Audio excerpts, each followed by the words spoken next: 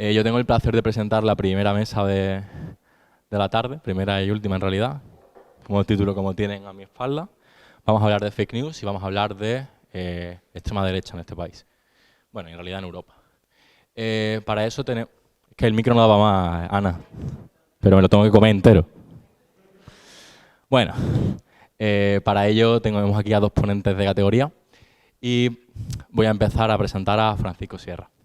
Francisco Sierra es muchísimas cosas. Vamos a empezar porque es diputado de Sumar por Sevilla, también es catedrático de Teoría de la Comunicación en la Universidad de Sevilla. Y aparte de esto, pues tiene un montón de cuestiones a destacar, ¿vale? Es director del Grupo Interdisciplinario de Estudios en Comunicación, Política y Cambio Social, conocido como Compolíticas. También es expresidente de, a ver si lo digo bien, de la Unión Latina de Economía Política de la Información, la Comunicación y la Cultura, la ULEPIC. Y también está a cargo de la sección de Comunicación y Cultura de la FIM, de la Fundación de Investigaciones Marxistas. Además de esto, es autor de numerosísimas obras, entre ellas destacamos Marxismo y Comunicación y Modelos de Propaganda y el Control de los Medios. Él viene aquí a hablar de fake news y cómo afecta a la comunicación que tenemos en el día a día. Y sin más dilación, doy la palabra. Muy bien, muchas gracias. Muy buenas tardes a todos. Gracias a Fernando, a los organizadores por poder compartir algunas ideas, aunque sea brevemente, porque los tiempos de encuentro también son tiempos para pensar colectivamente, y creo que si dejamos también la posibilidad de que formulen las preguntas o las ideas que les preocupan sobre esta temática, va a ser mejor para todos, ¿no? Voy a empezar haciendo una enmienda a la totalidad.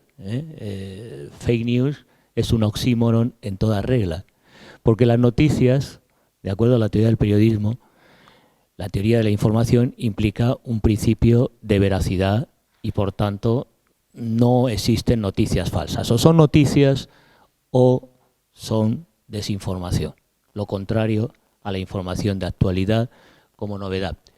Diríamos que es una suerte de trampantojos, es decir, efectos ópticos podríamos hablar.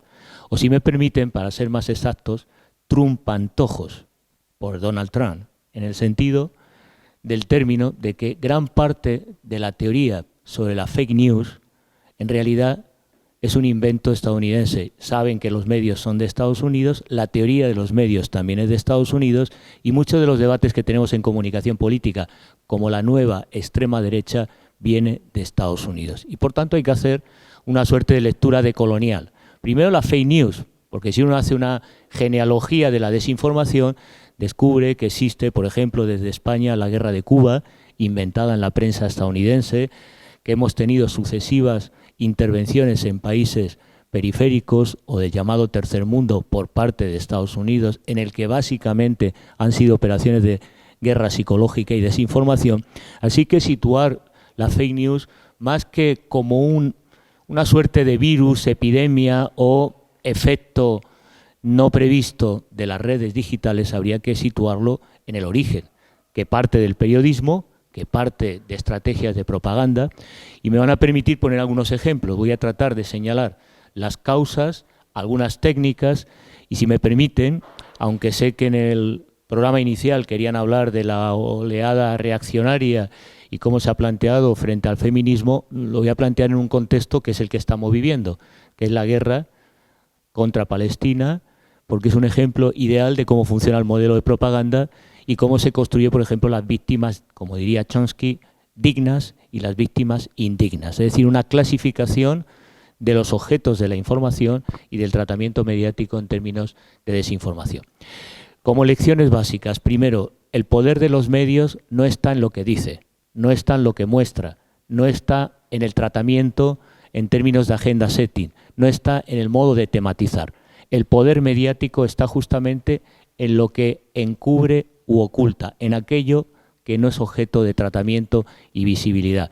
El movimiento feminista lo conoce muy bien. Cuando hablamos de información internacional, claramente. ¿Ustedes han visto noticias sobre el exterminio de población indígena en Colombia? ¿Han tenido noticias sobre lo que está sucediendo en Chiapas? ¿Han tenido noticias estos años atrás sobre los asesinatos sistemáticos de niños y de población palestina? Probablemente no.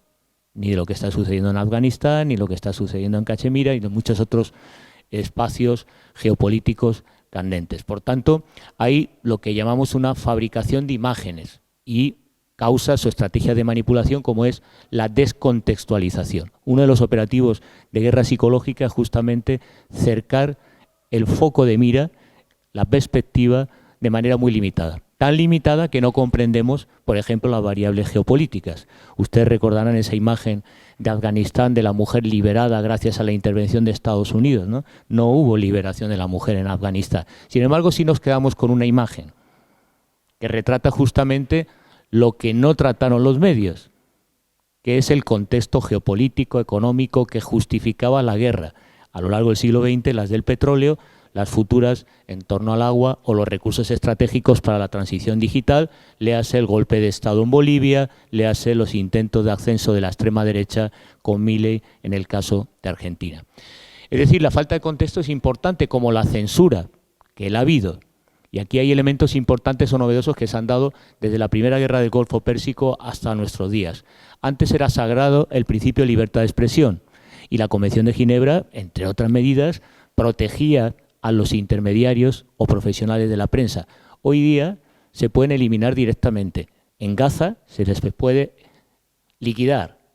En otros conflictos anteriores, de Al Jazeera o la invasión de Panamá, Juancho Rodríguez, o podríamos hacer un listado, como el caso Couso en España, de mensajeros eliminados. Bueno, son elementos que han cambiado en las formas de censurar. Ya no solo se censura por el poder económico de las élites que controlan los grandes medios hiperconcentrados, sino también eliminando al mensajero, especialmente en conflictos internacionales o en la información que habitualmente no llega. Hay estrategias también discursivas que duda cabe que podríamos señalar, entre ellas dos de las desinformaciones más habituales que se dan en redes, pero también en la prensa. Digo la prensa porque la principal producción de desinformación, de lo que coloquialmente llamamos con fake news, esta colonialidad que hemos aceptado como términos, y es un colonialismo no solo lingüístico, sino conceptual, el principal sistema de producción de desinformación son los medios fundamentales, los medios clásicos, los medios periodísticos, que pareciera que se generan en las redes ajenos a los medios de información, y no es verdad. Los principales productores. Si ustedes consultan los informes Reuters, Reuters es una agencia de origen británico, una de las grandes agencias de poder mediático global, pero tiene un instituto que hace informes interesantes, ¿no? Y que constata la gran falta de confianza que tiene el público. España estamos, como siempre, en el ranking superior, es decir, estamos a la vanguardia. La población no confía en los medios en buena medida porque desinforman. Desinforma hasta la BBC, como sucedió con el encuentro de las Azores y la guerra que impulsaron el señor Aznar, la guerra criminal, el señor Tony Blair y el señor Bush, que ya recordarán. Bueno, pues son los medios los principales productores. Y en esa producción de información se establece justamente algunas estrategias interesantes, como es el manejo de los bulos y de los rumores. Es decir, esto que parece, teóricamente, los bulos y los rumores se producía cuando los sistemas de información no generan suficiente conocimiento de la realidad y hay incertidumbre. La gente utilizaba las redes, el boca a boca, hoy día las redes digitales, para poner en circulación, ante la incertidumbre, el miedo o la manipulación mediática, versiones adulteradas de la realidad. Pues bien, hoy día los medios de comunicación son sistemas de producción de bulos y de rumores no contrastados. En la guerra, por ejemplo, que estamos viviendo ahora, la supuesta eliminación y asesinato de bebés, que recuerda la construcción mediática de las incubadoras en la invasión de Kuwait por parte de Irak, que también fue una operación de relaciones públicas no comprobada, no contrastada y, sin embargo, difundida globalmente a lo largo y ancho de todo el planeta.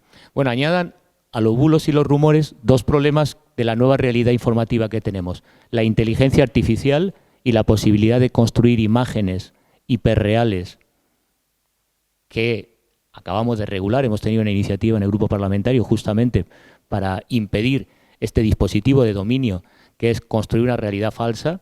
Yo siempre suelo recomendar en el cine algunos ejemplos para que se hagan una idea. Hay una película, Barry Levinson, muy interesante, Cortina de humo, que es cómo se construye una guerra a través de la edición digital, como si estuviera sucediendo de verdad. Realmente es una producción audiovisual, pero se difunde como si ocurriera en tiempo real. Y además de ello tenemos la ciberguerra, que es un problema grave. De hecho, el conflicto de Ucrania hay que leerlo en términos de la guerra, la ciberguerra que mantiene Washington y Pekín de más de una década en las redes y en el control justamente de la información digital. Yo le dije que hablaría de algunas técnicas muy operativas que funcionan y con las que habitualmente nos intentan manipular, con las que operan las fake news y estos grupos reaccionarios de extrema derecha. Son técnicas tradicionales de las leyes de propaganda, por ejemplo, el efecto saturación.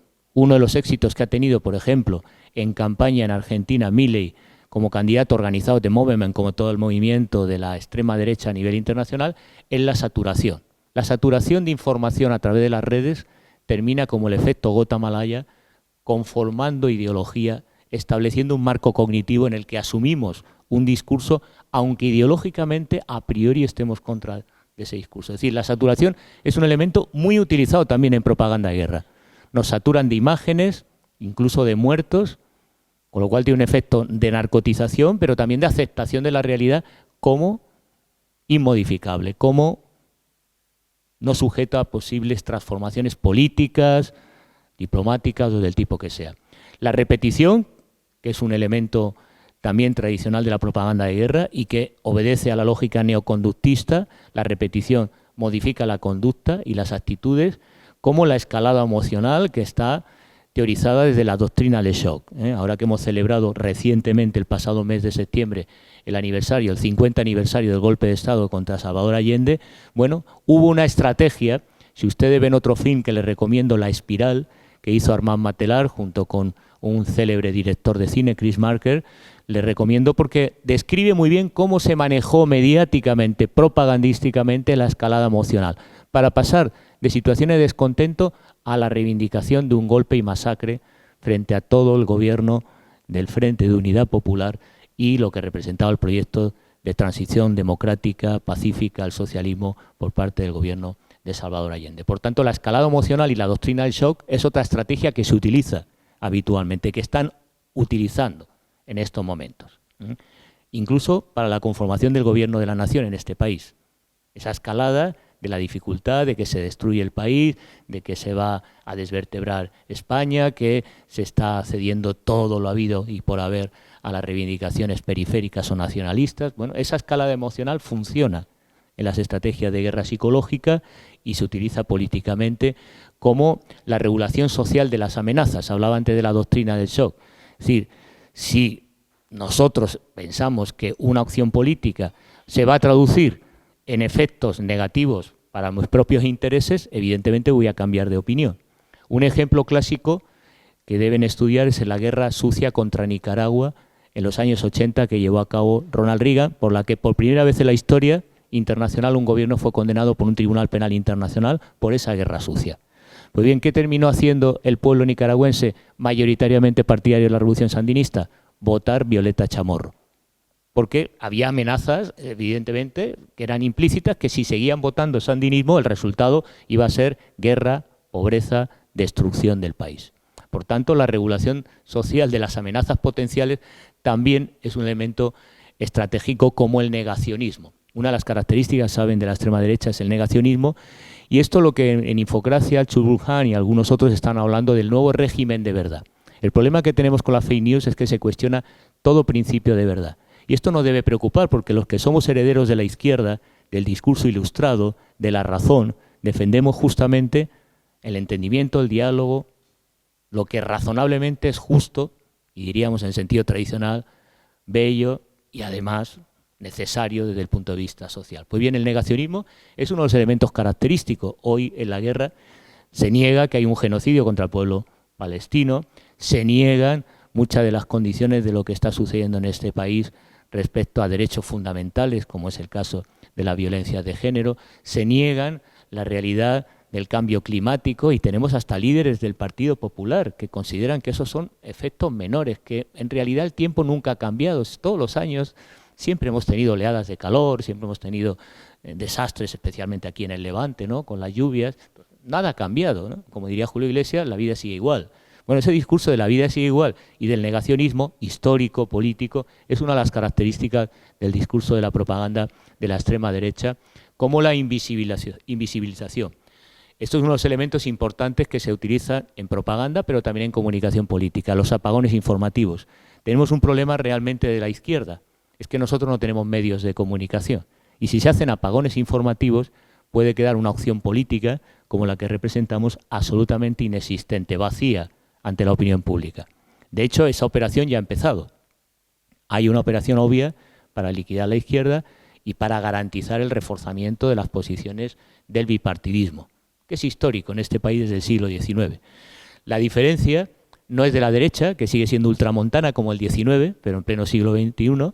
La diferencia es que los medios están mucho más concentrados. Es que en el siglo XIX había una prensa obrera y había una prensa radical socialista y había circuitos de información alternativa que ustedes me dirán, sí, ahora lo tenemos las redes, en YouTube, tenemos portales. Bueno, es que incluso esas plataformas también están hiperconcentradas.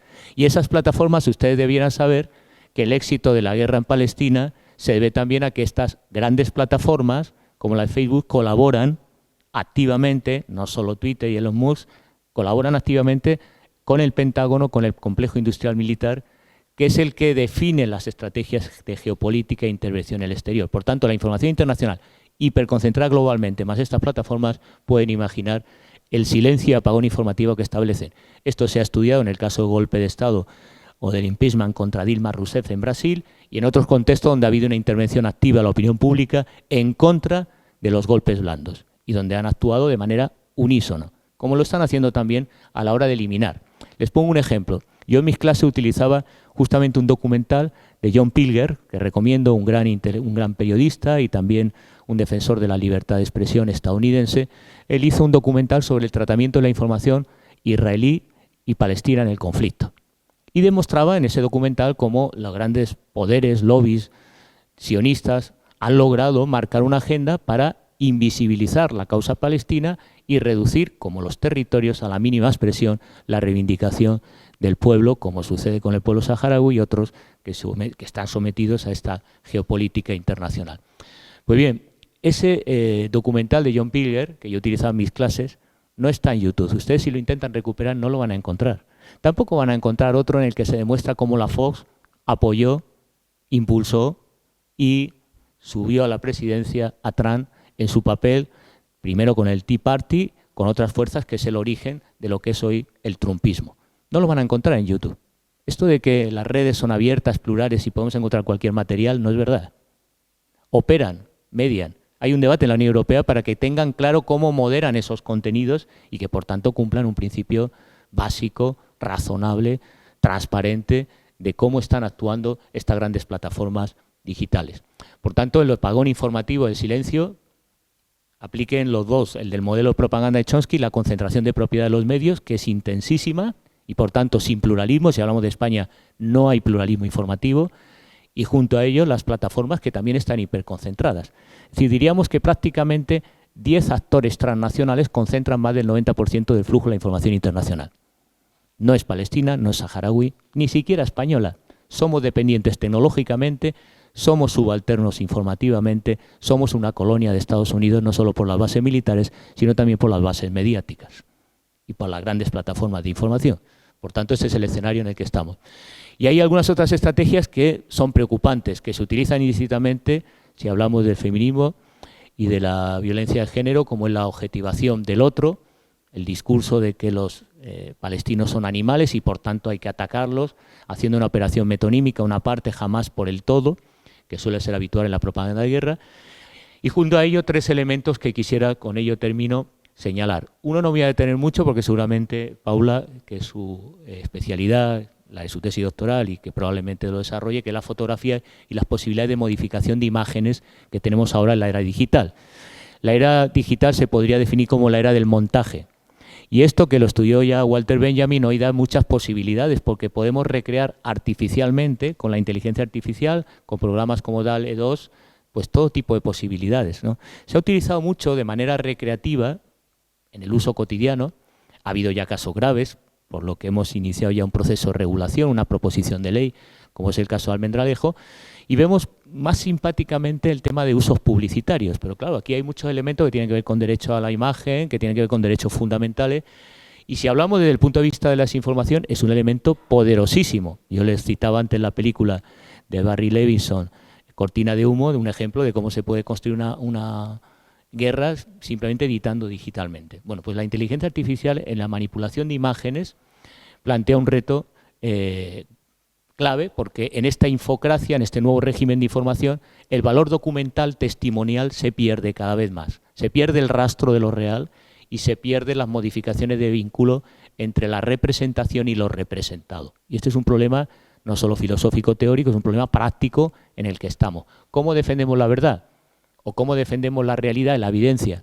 ¿Cómo razonamos y argumentamos en un sistema en el que esta extrema derecha negacionista pues admite y valida todo, ¿no?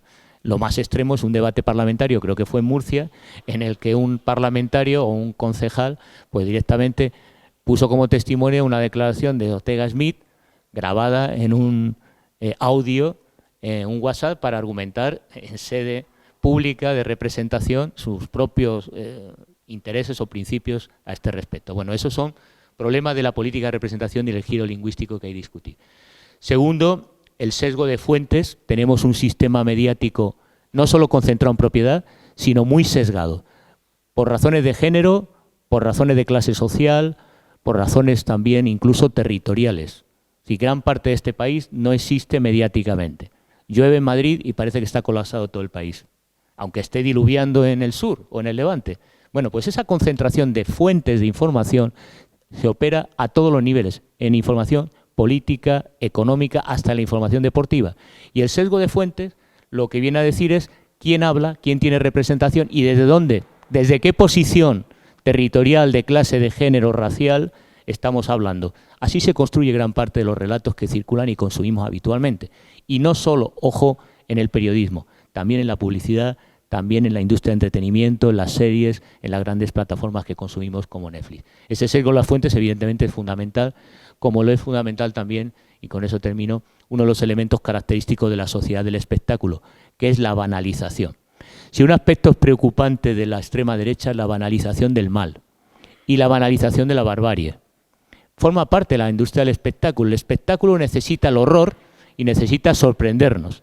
Desde el origen circense, de las primeras manifestaciones de la cultura de masas y la cultura popular, eso está presente. Cuando adquiere situaciones extremas, pues nos vamos al ejemplo de Black Mirror, en el que se puede hacer un concurso eliminando gente físicamente porque eso da audiencia. Pues bien, la banalización del mal y la banalización de la fealdad y estos componentes característicos del discurso espectacular son la semilla de lo que Gerard Inver denominaría de la violencia simbólica, que es el antecedente de la violencia física. Cuando empezamos con ese tipo de violencias simbólicas en los medios y el espacio público, a continuación viene lo que pueden ustedes imaginar, sea en forma de guerra o sea en forma de eliminación del adversario políticamente. Lo dejo aquí y luego, si hay turno para la discusión, pues podemos conversar sobre alguna de estas ideas. Muchas gracias de nuevo a todos.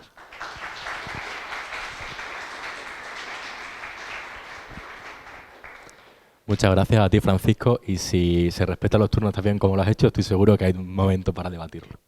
Ahora quiero presentar a Paula Velasco. Espérate un segundito, que aquí hay una preparación detrás. Ella es licenciada en Bellas Artes y en Comunicación Audiovisual y también es doctora en Filosofía. Aparte de esto, me ha dicho especialmente que diga que la profesión es culo inquieto y ahora explico por qué. Entre sus muchas labores ha sido profesora de la Universidad de Sevilla, también es responsable de estrategia digital y directora creativa del Ministerio de Consumo, responsable de nuevos formatos de Izquierda Unida, porque con un trabajo le parecía poco, y ha coordinado algunas obras, entre ellas me gustaría destacar Ideological Games, no sé si lo he dicho muy bien, porque mi profe de inglés no diría eso. Entonces, ella viene a hablarnos de lo que ya ha comentado Francisco, de imagen, y la palabra es toda tuya, a ver con qué nos sorprendes. Bueno, hola. Bueno, tengo que pegarme el micro y hablar alto, ¿verdad? Si no, no me vaya a escuchar. Bueno, lo primero, muchísimas gracias por invitarme. Siempre es un placer que me inviten a hablar de cosas que me apasionan y que luego cuando hablo de estas cosas en cualquier otro contexto me dicen que soy una friki, así que siempre está bien poder venir a hablar de temas que me interesan aquí. Y bueno, muchas gracias por estar una tarde de viernes aquí reunidos para pensar de manera conjunta, y eso es una de las claves que quiero plantear. A mí me cuesta mucho trabajo hablar sola, así que os voy a interpelar varias veces. No hace falta, no os sintáis obligados, o sea, es simplemente creo que es bonito poder crear, pensar colectivamente, si no luego en las preguntas hablamos. Pero como decían Fernando y Francisco, yo pienso principalmente desde la imagen y en la imagen. ¿Por qué?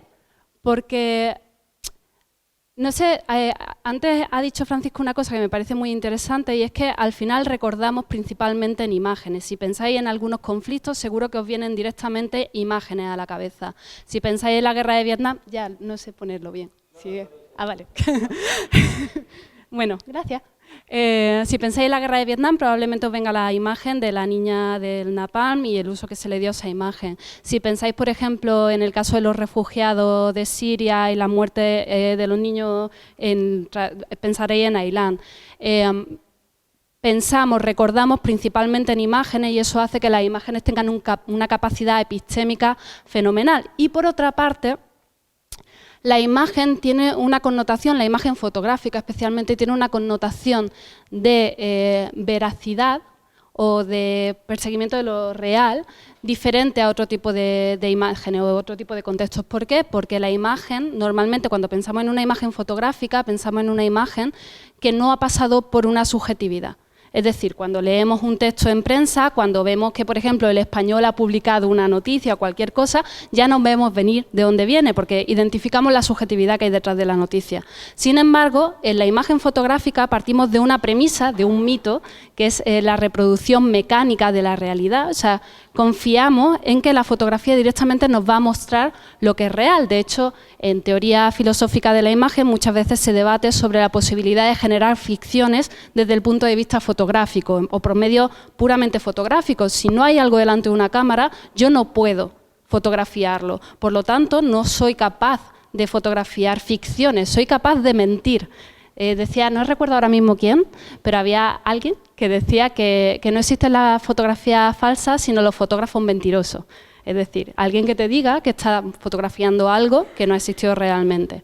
¿Qué pasa con todo esto? Que cuando se mete en la combinación la inteligencia artificial, da mucho de lo que hablar, ¿vale? Y ahora vamos a seguir hablando de esto. Pero para empezar todo esto, os traía esta imagen, no sé, o sea, por cómo se comparte en la pantalla se ve así, pero bueno.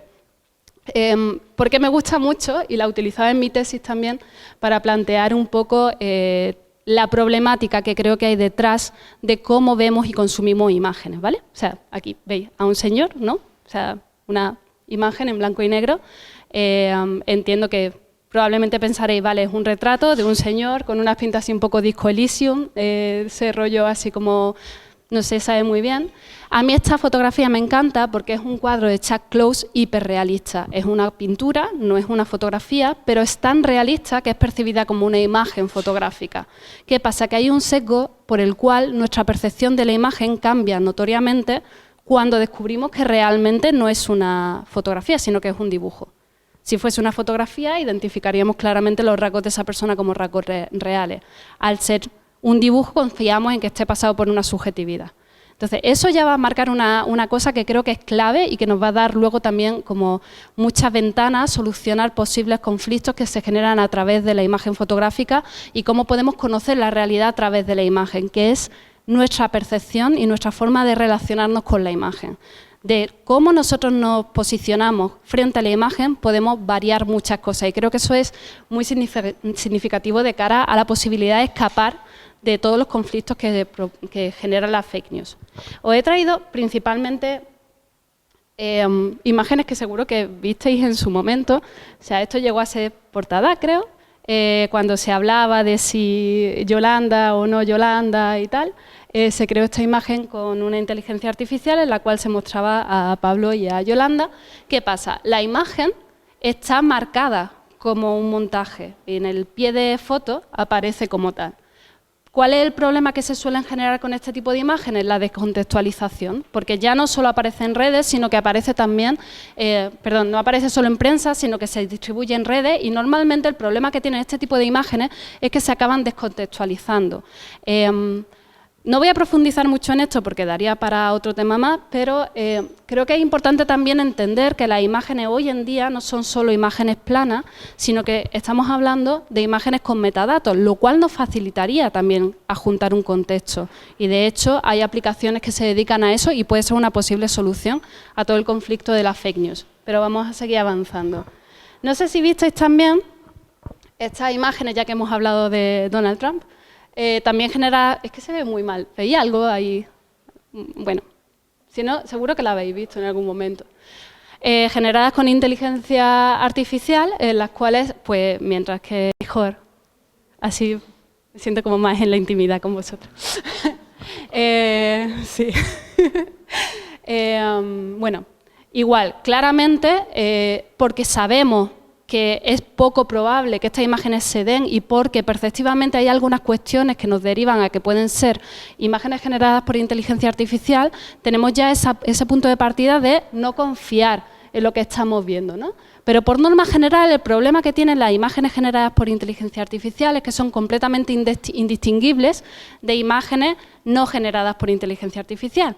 Desde el punto de vista meramente informático, la composición de una imagen digital es la misma si la ha generado una inteligencia artificial que si la ha generado una cámara fotográfica. Es un compendio de unos y ceros y, por lo tanto, es difícil saber diferenciarla. Hay veces que resulta un poco más fácil. He puesto esta, a ver si veis el problema. O sea, por algún motivo esta persona tiene 3 brazos, o sea que es fácil identificar que es una noticia falsa, pero no siempre suceden estas cuestiones. Y de hecho, normalmente lo que se hace con este tipo de imágenes es precisamente lo que ya decía Francisco antes, de llevarlo a una... como una especie de llevar al tope los sentimientos, ¿no? Entonces, se utiliza mucho dentro de la propaganda. He puesto un par de casos de 2 sitios completamente diferentes, Nueva Zelanda y Alemania, que hablan por una parte de cómo se incrementa el crimen y por otra parte el tema del conflicto de los refugiados, utilizando inteligencias artificiales para generar imágenes que de otra manera no podrían conseguir. Ahora voy a profundizar un poco más en por qué es importante esto de interpelar al sentimiento. Pero vamos a ir a un tema que quizá nos pueda interesar un poco más, precisamente porque lo hemos ido viendo últimamente, que es todo lo que está pasando con el genocidio y el asesinato de ciudadanía palestina, y cómo se ha ido cubriendo durante este tiempo en redes sociales. Porque, claro, nosotras estamos hoy aquí y entiendo que todas tenemos una predisposición, porque venimos de un espacio político concreto, a defender a Palestina frente al Estado genocida de Israel. Por lo tanto, cuando vemos este tipo de imagen, tenemos una predisposición a confiar en lo que se nos está mostrando, porque tenemos ese sesgo cognitivo activado, porque confiamos en este tipo de imágenes. Ahora profundizo. Pero si de pronto una persona que por algún motivo, yo a este usuario no lo conozco y tiene un tic azul, así que hubiese desconfiado desde el principio, porque ¿quién se compra los tics azules? Pero igualmente nos muestran una imagen de la grada del Atlético de Madrid con la bandera de Palestina y podría ser algo creíble en cierto contexto. Igual si me dicen del Rayo o del Saint Pauli, pues igual. pero a priori, si lo vemos dentro de nuestro timeline con otras muchas imágenes, puede pasar completamente como algo real. ¿Qué pasa? Que necesitamos fijarnos un poquito más para darnos cuenta de que hay elementos que son disonantes. Por eso he puesto la primera imagen, porque creo que es muy importante que nos hagamos conscientes de la responsabilidad que tenemos como ciudadanía de la fotografía. Esto es un término que utiliza Ariel Azoulay, que es una filósofa que trabaja teoría política y fotografía, y plantea que al final, como conocemos por imágenes y nosotras también formamos parte de todo este proceso de fake news, al poner en funcionamiento, al redistribuir, al compartir ciertas imágenes, creo que también tenemos que tener en cuenta la responsabilidad que tenemos a la hora de percibirlas e identificarlas como tal. Llegará un momento en el que no va a ser tan sencillo, y ahora seguiremos hablando de eso, pero en esta, por ejemplo, sí sé que se pueden ver que los brazos son un poco extraños, ¿no? O sea, hay algo ahí que no termina de cuadrar. He traído ejemplos que nosotras estamos predispuestas a entender como verdaderas, ¿vale? Como es esta imagen, ¿no? A mí me dicen que es un señor en la Franja de Gaza intentando salvar a varios niños y probablemente porque tengo predisposición a creer esto porque sé que es veraz, yo veo esta imagen y si no me detengo a mirarla, voy a confiar en que lo que me dicen es real. De nuevo, lo habitual es que miremos a ver quién lo pone, ¿no? Porque si nos lo pone Alvise, pues no nos vamos a fiar de él, seguro. Pero si lo pone una persona que a priori no nos genera contradicción, probablemente confiemos en esa imagen. Y sin embargo, una mirada más detenida nos dice que hay varios elementos que no cuadran con el hecho de que esa imagen sea una imagen no generada por una inteligencia artificial. Bueno, lo típico ya sabéis que hay que mirar a las manos y a los pies cuando estamos hablando de inteligencias artificiales porque por algún motivo no termina de dibujarlas bien. Entonces, si veis una mano con 3 dedos, 4 dedos o una sonrisa un poco falsa, ya sabemos que estamos frente a una imagen generada por una inteligencia artificial. Pero, en cualquier caso, el problema que genera todo esto es que al final, y lo comentaba también Francisco al principio, poco a poco vamos perdiendo la confianza en las imágenes. Hace un tiempo, cuando alguien veía una fotografía, creía en lo que aparecía en esa foto, ¿no? Entonces yo, por ejemplo, ahora os enseño una foto de mi sobrino y os digo, este es mi sobrino, y no vaya a creer que os voy a enseñar una imagen de un niño generado por una inteligencia artificial porque sea más bonito que mi sobrino o porque quiera ganaros o de alguna manera o simplemente jugar con vosotras. Seguimos utilizando eso, seguimos utilizando imágenes para decir esto es algo, pero fijaos cómo se cambia un poco lo que viene a ser el elemento en el cual la imagen gana ese valor epistémico. Ya no es tanto que la imagen haya sido creada por medio fotográfico, sino que confiemos en la persona que nos está enseñando la imagen. Digo esto porque yo soy muy friki de las fotos, por ejemplo, de la NASA y del Hubble y todo esto. Sabéis que la mayoría no son fotografías como tal, son recreaciones, o sea, son una suma de imágenes. O son las primeras imágenes de la Luna, esto es una pasada, se hacían, es que es muy bonito, se hacían como cogiendo datos y luego se pintaban y se utilizaban como imágenes que realmente se consideraban fuente de conocimiento, porque hay un compromiso de la persona que genera esa imagen con que esa imagen sea veraz, que es un poco la premisa que tenemos con respecto a la información, ¿no? Lo que decíamos antes de fake news es un oxímoron. Bueno, si son noticias se supone que tiene un compromiso con la objetividad, que en este caso deja de ser así porque empezamos a hablar de otro tipo de cuestiones. Lo digo también para que seamos conscientes de dos cuestiones que creo que son especialmente importantes cuando hablamos de todo este conflicto de la fake news, que tienen que ver, por una parte, con las cámaras de eco y, por otra, con la polarización de la sociedad. Y ahora voy a hablar un poquito más. Realmente esto es como un estudio que estoy en proceso, ¿vale? Porque yo vengo del ámbito de la estética y todas los conflictos que se generan y que se derivan de toda esta problemática tienen mucho más que ver con la epistemología, es decir, con cómo conocemos la realidad. Entonces, es como un espacio muy inestable que no para de modificarse y que no para de generar nuevos conflictos. Entonces, os he traído algunas cosas que he estado leyendo últimamente para que pensemos colectivamente y podamos llegar a algunas conclusiones y ver qué problemáticas nos sugiere este tipo de cuestiones y hacia dónde queremos llegar. Creo que lo primero que tendríamos que hacer es definir a qué nos referimos cuando hablamos de fake news, porque no es tan sencillo encontrar una sola definición. Y creo que aquí la clave está en que es la presentación de imágenes con una clara intención de engañar a la sociedad o engañar a la audiencia. Y esto creo que es importante porque muchas veces nos hacemos partícipes de ese proceso sin ser conscientes y, por lo tanto, sin esa intención de engañar a la sociedad, simplemente compartiendo según qué cosa, ¿vale? Y creo que esto es importante. Estos fragmentos, luego si queréis os lo paso todo para que podáis leerlo con calma, porque tampoco hay mucho tiempo, pero os recomiendo este libro porque además es un ejercicio de epistemología feminista desde el punto de vista de quién puede estar online. Hay un capítulo que está enteramente dedicado a fake news, pero también habla de otras cuestiones y creo que os puede interesar. Entonces, además de definir lo que son las fake news, creo que es importante ver cuáles son las dos problemáticas directamente relacionadas con fake news y, en el caso que a mí me interesa, con las fake news fotográficas. Por una parte, está el tema de la información sesgada y de esa confirmación del sesgo, ¿no? O sea, al final tendemos a buscar cosas que lo que hacen es reafirmar la postura que ya tenemos, ¿vale? Y por otra, tendemos siempre a buscar esas fuentes que nos hacen sentir como cómodas o que reafirman esa convicción que ya teníamos.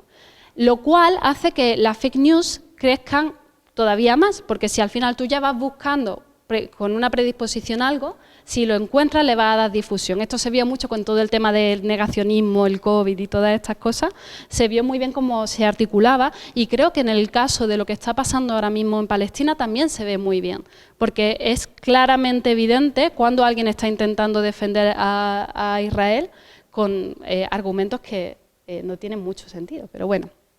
Y otro problema tiene que ver con la polarización del grupo, y esta es quizá la problemática que trae de cabeza a la mayoría de la gente que está trabajando epistemología hoy en día, porque al final se retroalimenta de una manera brutal, cada vez se polariza más la sociedad y eso genera más conflictos, y eso genera cada vez un auge mayor de posicionamiento cercano a la extrema derecha, o genera, como nos pasa a nosotras y al colectivo LGTBI, un rechazo, un movimiento reaccionario por parte de un machismo que intenta dar respuesta a esa puesta en cuestión de los privilegios de la masculinidad hegemónica, y eso hace que también esta polarización hace que los grupos cada vez sean más sensibles a la fake news, a aceptar la conspiranoia, las teorías conspiranoicas, ¿no? Esto típico de, bueno, pero si el río suena, tal. O sea, suelen escucharse ese tipo de argumentación incluso en personas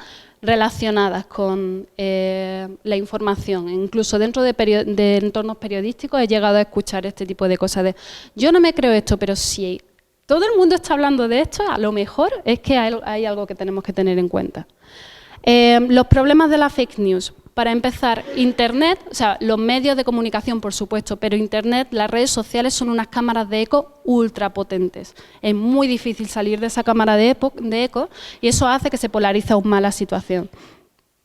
Distribuyen falsas creencias y disminuyen la confianza en las prácticas que se sitúan, o sea, en todas las prácticas de información, disminuye nuestra confianza en la información, disminuye nuestra confianza en la imagen, y eso hace que la búsqueda de una objetividad o la posibilidad de conocer la verdad vayan decayendo. No sé si os pasa, pero yo tengo la sensación, con todas las imágenes que me están llegando hoy en día de Palestina, de que no necesito ver imágenes, porque yo ya sé lo que está pasando, me hago una imagen de lo que está pasando y no quiero formar parte de este conflicto en el cual no sé qué imágenes son verdaderas y cuáles no, y no me quiero ver a mí misma pasando. Sabéis que hay... ahora mismo se han empezado a desarrollar herramientas que sirven para ver si las imágenes han sido generadas por inteligencia artificial o no. ¿Qué pasa? Que esas propias herramientas no son 100% veraces. Entonces se están utilizando también para desmontar imágenes que sí que son verdaderas, como la de un periodista asesinado por Israel, que por lo que sea, esa aplicación decía que estaba generada por una inteligencia artificial. Y luego, también es muy importante, también lo comentaba Francisco, partimos a veces de un concepto un poco absurdo de que las redes sociales no tienen un sesgo, pero sí que lo tienen. Silicon Valley, todo lo que está relacionado con eso, tiene un sesgo cognitivo ya de por sí.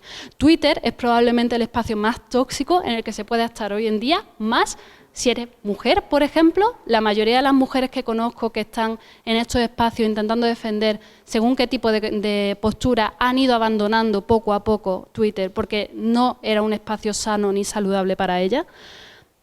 Pero al mismo tiempo creo que es interesante e importante saber que las redes sociales pueden ser un muy buen espacio para generar justo lo contrario, esos espacios de legitimidad en los cuales nos sentimos seguras y sí que podemos generar contenido, que es lo que hemos visto en el feminismo.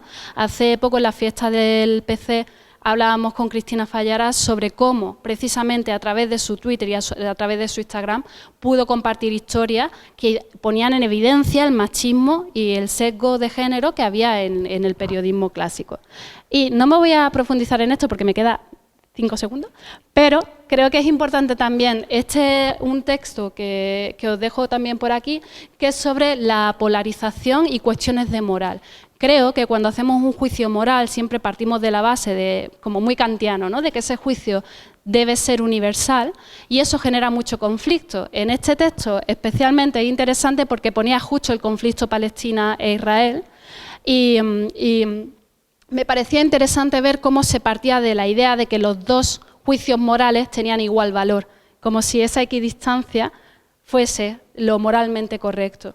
Entonces no voy a avanzar en eso, pero creo que este problema de cómo conocemos la realidad deriva en un problema moral y ético muy profundo y que deberíamos empezar a resolver, pero creo que la clave está en cómo nos relacionamos con la imagen, con la puesta en circulación de la imagen y con cómo recibimos y compartimos información.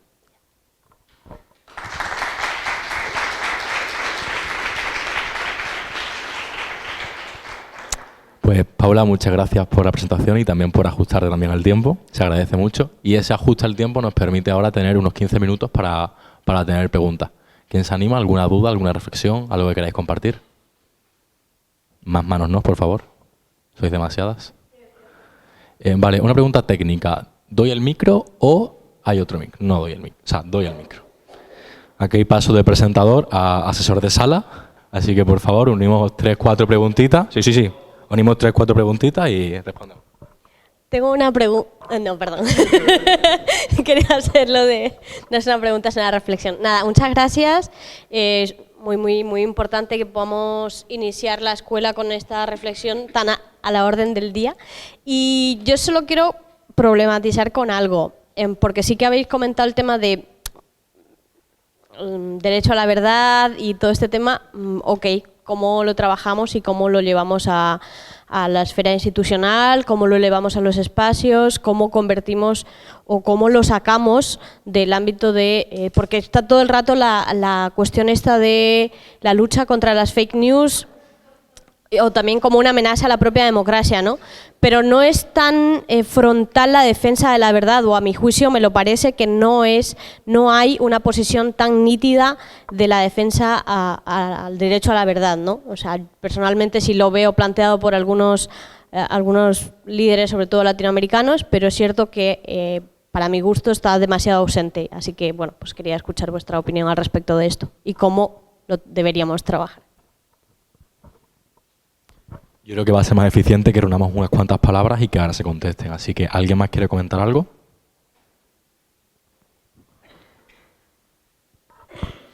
Hola, gracias por la ponencia a ambos. Sobre todo quería preguntar, porque ambos habéis hablado de las redes sociales, ¿no?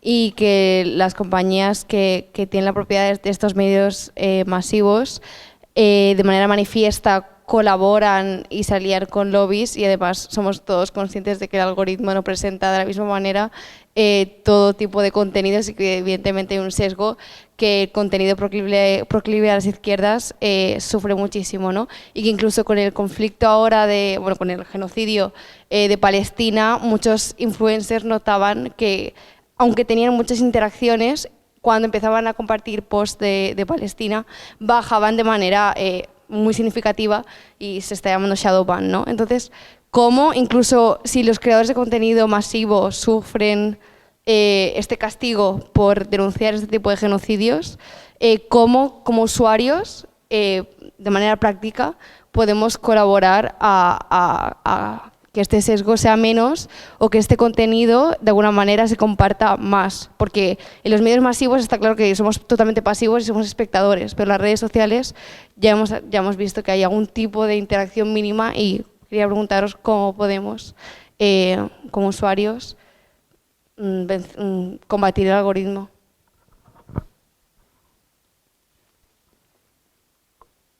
Muchas gracias. Una tercera persona.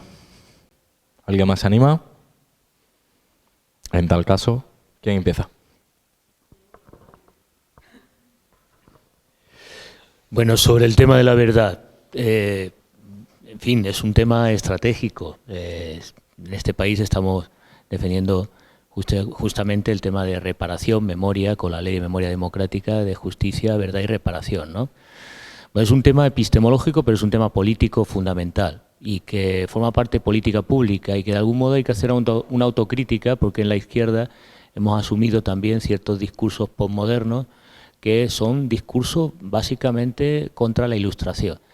Una cosa es el giro lingüístico y el deconstruccionismo y las posibilidades de que la verdad se pueda reconstruir históricamente y hacer una lectura distinta de los estudios subalternos como clase, como raza, como género, y otra, pues la deriva que ha ido imponiéndose en la que todo vale. Y claro, todo vale para la extrema derecha también. todo vale. Ese discurso de que es mi verdad, oiga, no podemos entrar en ese ámbito. Hay estrategias para construir, como plantea Fernando Borcano, una epistemología políticamente justa que defienda la verdad con otra lógica distinta a ese concepto de verdad absoluta y casi teológica que había dominado la modernidad. Sí es posible. Por ejemplo, hay estrategias que se están explorando. El ministro Joan Subirats exploró, no suficientemente, no dio tiempo, de lo que llamamos ciencia ciudadana, de construir con los sujetos, con los actores sociales, el conocimiento como un conocimiento socializado. Esa es una diferencia frente a la visión tecnocrática, que es lo que también está en crisis. Es decir, yo soy propietario de la verdad, lo dice un catedrático. Yo sé la verdad. Bueno, usted sabe mucho sobre su objeto de conocimiento, pero no tiene por qué llevar la verdad. De hecho, en la historia, las tecnocracias y la posesión de la verdad, desde el medievo, la antigüedad hasta nuestros días, pues han sido dispositivos de poder. Y sin entrar en la deriva Foucaultiana, sí que tendríamos que cuestionar los modelos de producción de conocimiento y cómo se socializa ese conocimiento. Hay formas de validar y de buscar la verdad con modelos dialógicos, deliberativos, participativos, como la ciencia ciudadana. Se puede avanzar en esa dirección, pero hay que hacer un rearme de la razón, porque en los últimos tiempos hemos llegado de una deriva posmoderna al debate absurdo con terraplanistas. O sea, a ese nivel hemos llegado en la sociedad en la que vivimos, en esa sociedad hipermediatizada. Entonces hay que buscar otra forma de producción de conocimiento y de socialización del conocimiento, pero también un rearme de los valores de la ilustración, de la razón, de la verdad y de lo que es nuestro legado como pensamiento emancipador. A la segunda cuestión, no se puede resolver el tema del sesgo y del algoritmo individualmente, como usuario. Es un tema de política pública, de política de Estado. Bruselas tiene que apostar por la soberanía tecnológica, tiene que desarrollar sus propias plataformas y redes, y los Estados pueden y deben regular, empezando por cómo moderan. No puede ser el señor Elon Musk quien decida que continúe circule, romper con el principio de neutralidad, que lo hizo la administración Trump, y que pueda darse esos sesgos clarísimos, ideológicos, en las redes digitales. Tenemos que democratizar la gobernanza de Internet y tenemos que construir plataformas propias. E igual que sucede con los medios, que no es imposible que haya solo medios de titularidad privada, puede haber medios públicos y medios comunitarios y ciudadanos. Pues también en las plataformas se pueden construir y por tanto hay que hacer una primera regulación que es transparencia en los sistemas de moderación y en la producción del algoritmo. Y esto que señalaba de ciencia ciudadana, se puede establecer otro sistema de programación que sea participado. Lo que nos introduce en el debate de la inteligencia artificial es quién produce código y cómo se construyen los sistemas y plataformas donde intercambiamos. Si son mancomunados, tiene que democratizarse el proceso de producción y tiene que haber un principio de fiscalización y transparencia. Hay que vigilar de algún modo y supervisar. Esto es lo que diferencia un sistema democrático de control social, público y democrático del imperio de estos sujetos. Y en ese ámbito, a nivel de usuario, hay poco que hacer. Sí que hay sistemas de verificación, hay portales que te alertan, que te protegen. Tenemos que educar al ciudadano en el uso inteligente de estas herramientas de comunicación, pero creo que falta política pública, que es una política de Estado y que trasciende lo que podamos hacer a nivel individual, porque ya en el hecho de que suscribimos una plataforma ya estamos renunciando a multitud de libertades, derechos fundamentales, básicamente. Entonces no creo que sea un tema de usuario, sino de política pública, ¿no?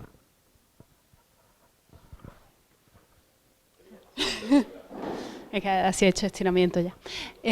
A ver, voy a empezar contestando a la segunda, porque ya la he dejado el medio abierto y porque también puedo contarte lo que hemos hecho cuando hemos tenido estos problemas, porque bueno, no sé si yo también trabajo llevando redes dentro de Izquierda Unida, entonces, por ejemplo, nos tuvimos que enfrentar al caso de que cuando subíamos el vídeo de Manu Pineda, no lo borraban y tuvimos que subirlo varias veces y lo que hicimos fue pedirle a la gente que lo compartiese para poder llegar a un número más amplio de público, porque era la única manera de que lo que pasó lo viese gente en ese caso concreto, porque creo que al final aquí siempre estamos con problemáticas a corto plazo, a medio plazo y a largo plazo. Entonces necesitamos respuestas inmediatas para conflictos que se están dando en nuestro día a día, como que de pronto vemos que está pasando una barbaridad y de pronto lo compartimos en Instagram y no se muestra que aquí también es una forma de entender cómo funciona el algoritmo, porque al final no se muestra, no solo porque te están haciendo shadow ban, sino porque probablemente cuando tú muestras contenido político y te marcas políticamente, pierdes seguidores. Al perder seguidores y al perder gente que está interactuando con tu contenido, la aplicación identifica que ese contenido no es interesante y por lo tanto deja de mostrarlo. O sea que otra forma en la que podríamos propiciar que se muestre el contenido es interactuando con el tipo de contenido que consideramos que se está dejando de ver. Es decir, escribir, contestar, compartir, ese tipo de cosas. O sea, como respuesta, gracias, como respuesta inmediata. Porque no creo que sea la solución. Creo que al final es lo de siempre. No hay una solución individual para un problema colectivo. Podemos hacer cosas que nos generen menos conflictos, pero si eso se convierte en una especie de catarsis que lleva a que luego no legislemos o que no hagamos cambios sustanciales, tampoco es una solución. Pero bueno, yo creo que como punto de partida para saber qué hacemos hoy, pues como algo tan básico como no retuitear a alguien que está diciendo una barbaridad. Siempre es mejor hacerle una captura, ¿no?, para no alimentar al troll. Pues cosas como básicas. Creo que en general hay una parte dentro de todo esto que tiene mucho que ver con nuestro posicionamiento dentro del lenguaje de las redes sociales y cómo generamos, compartimos e interactuamos con el contenido, que sí que podemos hacer.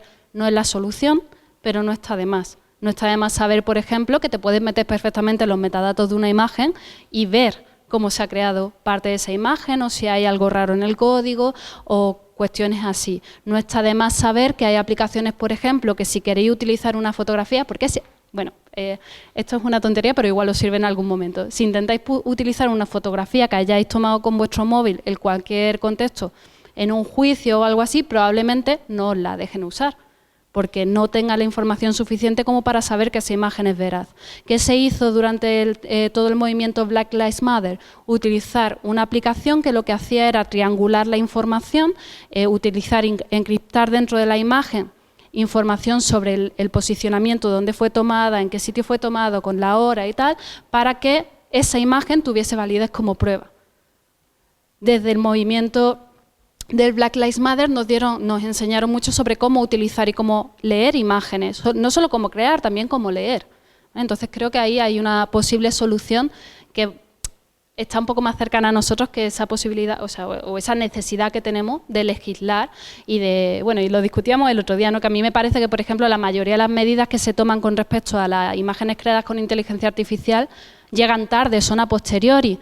Por ejemplo, una problemática que nos afecta especialmente a nosotras, que tiene que ver con el uso de inteligencia artificial para crear imagen pornográfica. La mayoría de las respuestas vienen a posteriori, vienen desde el derecho al honor. Pero hay muy poca legislación previa, porque sería meterse dentro de cómo se generan esas imágenes y, por lo tanto, atacar directamente a empresas privadas, que creo que hay que hacer, porque es que lo que no puede ser normal es que primero se genera la imagen y luego, cuando ya te han destrozado la vida, entonces ya sí que tomamos medidas. ¿Vale?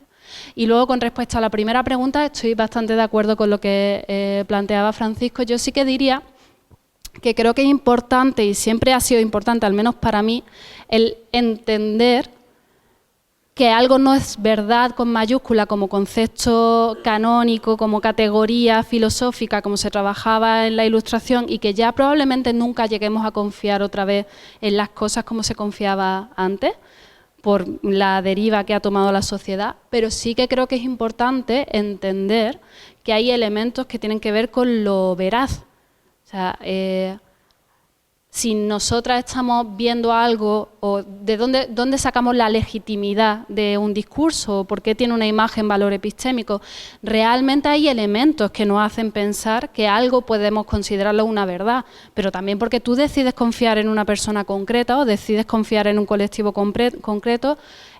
Yo sí que entiendo que hay verdades más generales, de hecho soy muy cercana al final a este tipo de valores, pero creo que tenemos que acotarlos un poco más a esas subjetividades que están detrás de la creación de ese discurso. Precisamente por lo que comentabas también antes, de que al final Meta tiene una vinculación determinada, según qué medios tiene, según qué vinculación determinada, y reconocer esa subjetividad e identificarla es básico para poder entender como verdad algo. Sí que creo que a día de hoy, y esto me duele mucho decirlo, pero creo que es real, Da igual que algo sea verdad o no. Solo importa que podamos creer que sea verdad. No importan los datos, no funcionan los datos. Tú puedes dar todos los datos del mundo, que la gente, si está predispuesta a creer algo en concreto, no lo va a creer. Y aunque tú des los datos, si antes ha llegado la emoción, ya no hay acceso a esos datos. Entonces, creo que ahí tenemos mucho trabajo por hacer, porque al final tendemos todavía esos valores de la Ilustración de seguir defendiendo, no, pero es que esto es falso. Bueno, será falso, pero la gente lo cree y tenemos que hacer algo al respecto. Y ahí es donde tenemos que trabajar. No sé exactamente cuáles serían los conceptos que se pueden, hacia donde se pueden trabajar, porque yo tampoco, esta distinción entre razón y sentimiento, entre lo que racionalmente sabemos que es verdad y lo que sentimos que es verdad, tampoco me gusta porque viene de una diferenciación muy clásica, que yo vengo de una tradición más fenomenológica, entiendo que todo pasa por el cuerpo a la hora de percibirlo y por lo tanto no se puede diferenciar, o sea, razón y sentimiento van de la mano siempre y lo que pensamos racionalmente está codificado por cómo nos sentimos y viceversa. Pero sí que creo que es un campo de estudio en el que tenemos que adentrarnos porque ahora mismo no tenemos respuestas, tenemos una visión ilustrada que no nos sirve porque ya está como muy atrás. O sea, creo que es a lo que queremos llegar, pero se nos ha quedado muy lejos. Luego tenemos la visión posmoderna, que no nos da ninguna respuesta y solo nos ofrece todas las variedades posibles. Y aquí es donde tenemos que construir algo que funcione para la realidad a la que nos estamos enfrentando. Y esa realidad tira mucho de problemáticas que antes ni siquiera estaban ahí, pero no éramos conscientes de cómo nos iban a afectar, porque todo el problema de legitimidad no viene de ahora, no viene de Trump, viene desde hace mucho. Cuando hablábamos de periodismo ciudadano, cuando yo estaba en la facultad, y no nos fiábamos de los medios, pero sí me fiaba de mi compañera porque sabía que era de una organización feminista y sabía que me iba a contar lo que le estaba pasando a las mujeres de mi entorno, ahí también estaba confiando en su verdad y no en los datos. O sea, que creo que es un problema que es bastante más amplio y que tenemos que acotar de una manera mucho más compleja de lo que nos gustaría decir, oye, esta es la solución, ojalá la tuviésemos, pero...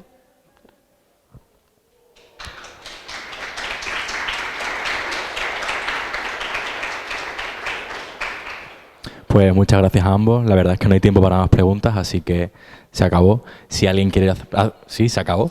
Si alguien quiere preguntar algo más, invito a que en los pasillos, entre charlas y tal, lo haga, pero no tenemos tiempo para más. Muchas gracias a ambos ponentes por la presentación. La verdad es que ha sido muy interesante, muy enriquecedora y contamos con vosotros para próximas experiencias. Muchas gracias.